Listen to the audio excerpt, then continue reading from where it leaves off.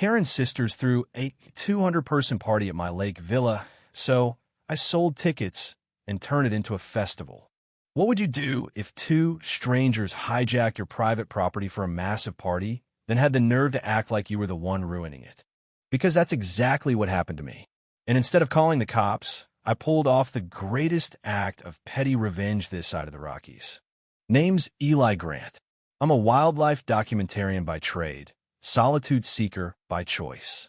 I bought a lakeside villa up in northern Idaho, peaceful, glassy water, bald eagles overhead, not a tourist in sight.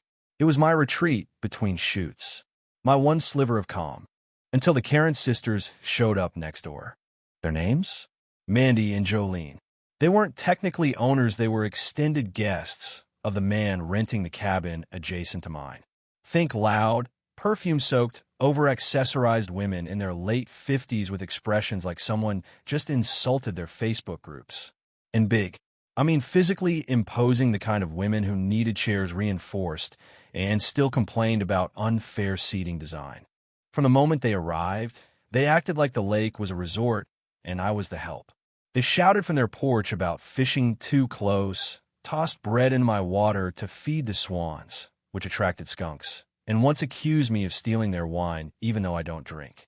But the real chaos started the week I went into town for groceries and came back to a full-blown event crew setting up tents on my lawn.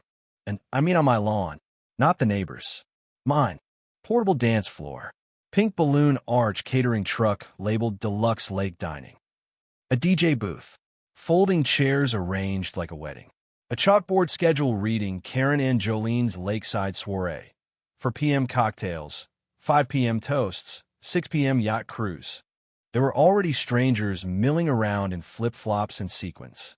I parked the truck in disbelief, walked up to the woman shouting instructions like she was producing Coachella, and said, "Excuse me, what's going on here?" Without even turning around, the woman barked, "Vendor drop-offs go to the south side. No trucks past 3 p.m. I stepped forward. "Ma'am, this is my land. My private shoreline. You're trespassing." She finally turned, and there she was, Mandy, the bigger, louder Karen. Her lips pursed like she'd sucked on a lemon, hair teased into what looked like a cotton candy tornado. "Oh, you the guy next door?" she huffed. "Relax. We're just using the shore space. You weren't even here all week. This is my property." "Well, it's one party," she snapped. "We've already sent invites. People are flying in. You can't ruin it now. That would be cruel." "Cruel? Lady, I film endangered frogs in war zones. I know what cruel looks like." This was straight up delusional. And that's when it hit me. She didn't think I'd stop her. She thought I'd back down, let it slide. Because what's a little party, right? But see, I wasn't mad. I was inspired. I said nothing, just nodded, backed away, and went inside. And then I opened my laptop. The property has a large clearing near the water. Power outlets, grill stations, open layout. I've hosted a few local nature talks there, but never anything major. But I knew people, event organizers, a guy who runs light rigs, a woman who builds pop-up art tents, my old college roommate, he runs an indie band, my cousin owns a taco truck, my neighbor's nephew owns a porta-potty rental company. By 3 p.m., exactly the time her rule said no more trucks, my trucks rolled in. I posted a flash sale online, Lakefest pop-up, tonight only. Tickets $25. Live music, fire pits, food, dancing. Lakeside entry. Within 2 hours, we had a crowd of 400. And here's the kicker, I roped off the part of the property that Karen and Jolene had claimed. Posted signs. Private zone, event begins at 7 p.m. sharp. And I told my staff, let them keep setting up. They think it's their party. Let them believe it. They hung more signs. Blew up beach balls. Set a wedding-style cake under the dock's gazebo.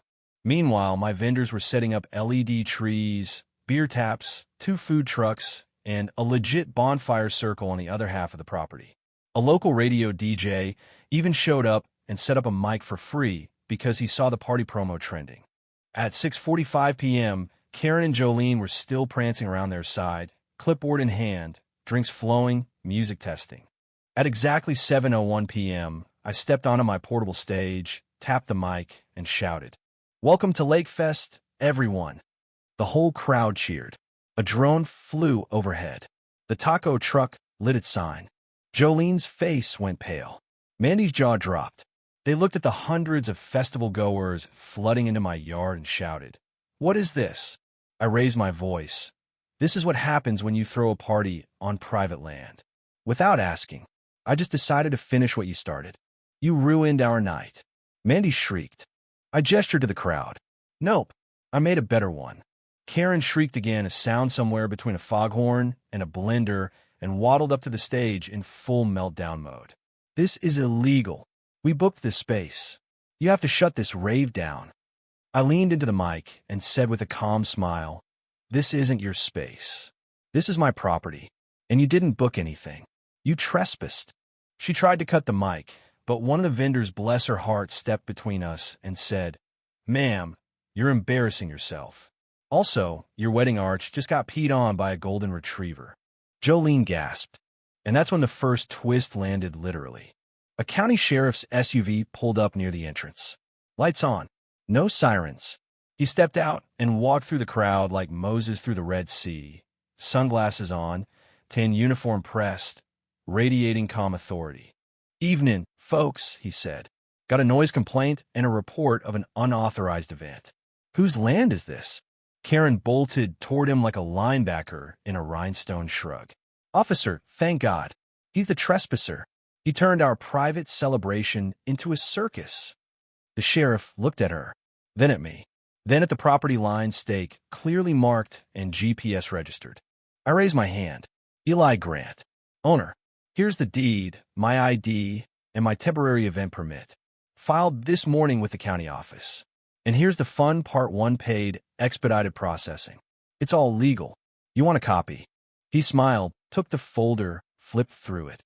Then he turned to Karen and asked the million-dollar question, "Ma'am, do you have a permit?" Karen blinked. "W what?"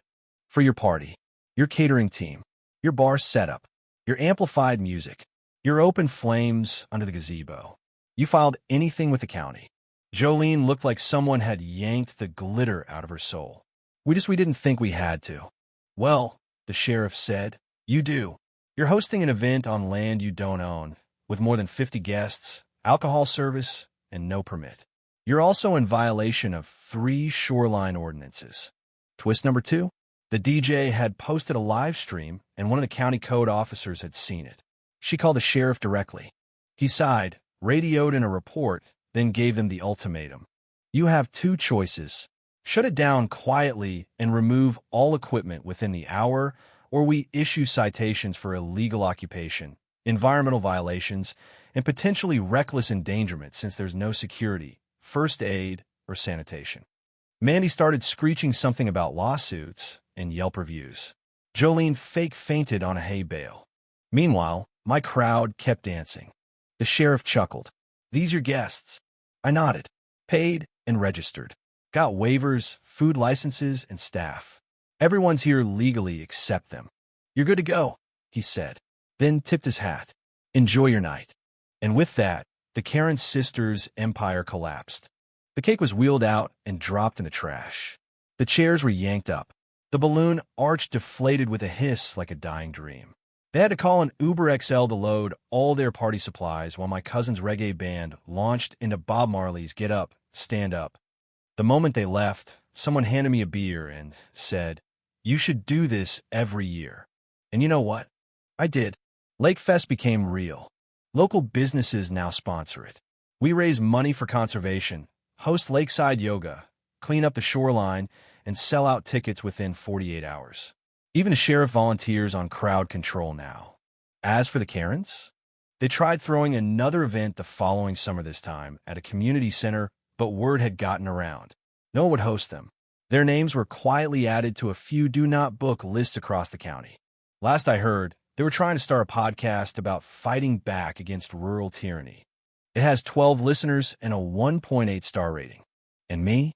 I sit by the lake each evening, sipping coffee, watching the sunset where that balloon arch once stood. Because sometimes the best revenge isn't loud. It's licensed, ticketed, and sold out by noon. So I'll leave you with this.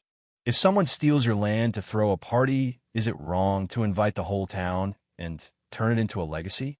True or false karma wears festival bracelets too. The end.